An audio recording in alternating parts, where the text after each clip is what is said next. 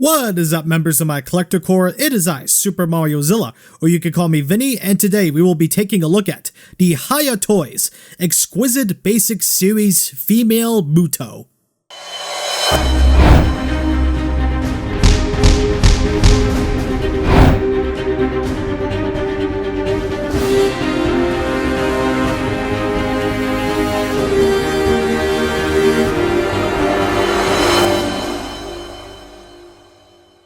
Muto was revealed out of nowhere and got fans instantly excited. This is the first highly posable female Muto figure on the market. There were a bunch of reasons to get excited for it. MSRP clocks in at $50 and the figure looked great in the prototype stages and even went through some articulation improvements during production. When the figure was released, a lot of collectors adored her and say she's probably one of the line's best releases, and rightfully so. The figure looks great, she poses great, and is less than half the price of the average Monster Arts, and I don't see Monster Arts making this figure anytime soon, especially nowadays. And even then, we know it'll just be an inaccurate mess, so this is the next best thing. But the thing is, it is the best thing. This figure, perfect. Mwah. I guess I already made my thoughts clear, so bye. That was a joke, don't you dare click off this video! Are you still here? Good. Let me tell you all the reasons why Muto is worthy of a spot on your Monsterverse shelf. Where do I begin? This figure looks awesome. Such a great looking piece. From the sculpt, the paint, it all blends well together to make a great looking figure. Muto's base color is a gray with many blends and dry brushing. Dry brushing with different grays and browns, it all looks good. The paint does a fantastic job highlighting the sculpt and it really helps the figure pop on a shelf. The eyes are red, which already helps the figure pop. Well done. The skin features a bunch of crackling details and flesh-like details. It looks superb. The crackling is seen throughout Muto's legs, arms, the lower stomach area features a flesh-like sculpt I described earlier. Besides the crackling, the texture does remind me a bit of a wood texture. The top of Muto's head is mostly a flat surface, and on the back of her head is more of the flesh-like details. Her feet are hoof-like sculpts. As I said, what really helps the details pop is the coloration and general paintwork. It brings the figure more to life. She looks like she stomped right out of the big screen. Her back is a spinal cord-like sculpt and features black shading all the way down. Looks great. You know a figure is done well when even the backside is a treat to look at. Not 1 ounce of detail was skipped over on this figure, more so with the paint job department. It looks so good. Who knows how this would have looked as a Monster Arts? Nothing good, I can tell you that much. I really don't have many issues to talk about here. Maybe one nitpick will be to see more red in the stomach area, but as I've said before, that's a nitpick. Not a big deal at all. I really do want to say more about the figure, but I'll probably just end up repeating myself, so we gotta get a move on. Overall, I think Muto looks amazing and definitely par for the course for Hiya Toys, which is not a bad thing at all. She looks fantastic and runs circles around the competition for not only existing, but for how she looks as well. She gets an A+. For what they were able to work in, I'd say the articulation on Muto is pretty good. So, let's see what we got. Head can look up just about this high up. Can look down just this far down. The articulation is hidden in the back, so it's pretty cool. Mouth can open up about this wide. Arms right here on a swivel hinge, or they're on ball joints. I think it's a ball joint, so I'm not 100% sure, but either way. Here's the range of movement. Swivel hinge right here.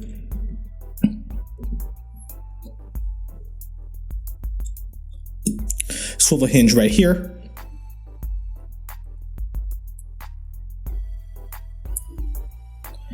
And a swivel hinge right here.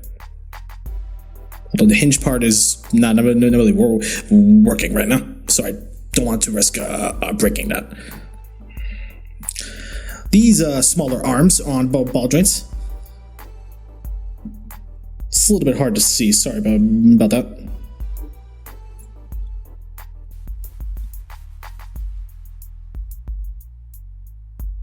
There's a ball joint here in the hand area. Swivel hinge in these parts.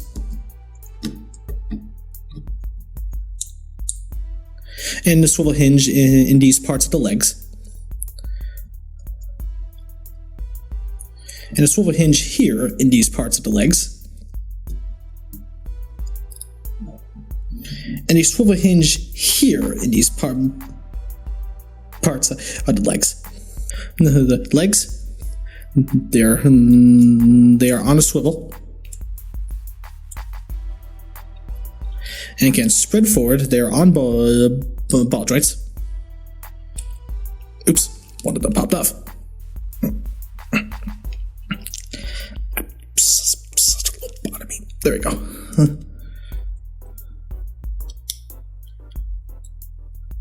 There we go. Okay. So there's that, and we have a knee joint, which can swivel and is also on a hinge. Although the hinge does not go very far. There's a hinge and a swivel right here. And of course, there's a hinge and a swivel in the foot, the feet. So Muto's articulation is a little bit awkward to work with, but that's purely because of the design, not because the articulation is bad. It's just something that you have to get used to when you figure out how to pose her properly. She is a lot of fun to mess around with.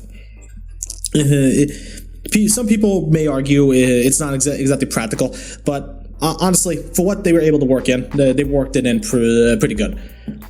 Oh, you know what? I almost forgot. There is a bit of a ball joint in the waist. Yeah, I almost forgot to point that out. So sorry about that.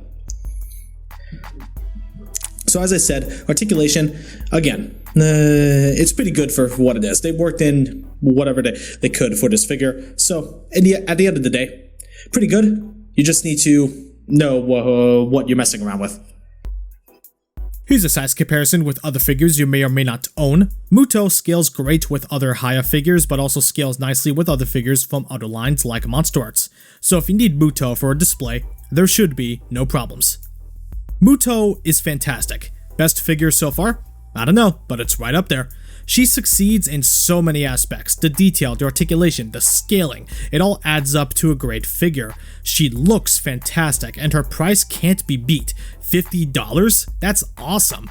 Whatever issues Muto has are just nitpicks and don't hinder the figure at all. She looks wonderful. She belongs in the Monsterverse collection, especially with Godzilla 2014 about to hit the shelves soon in the American market.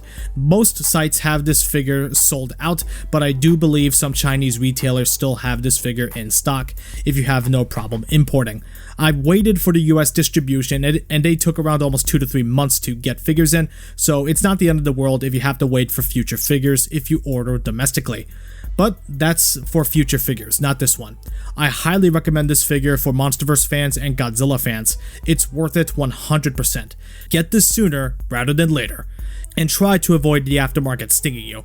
I'll give female Muto a perfect 10 out of 10.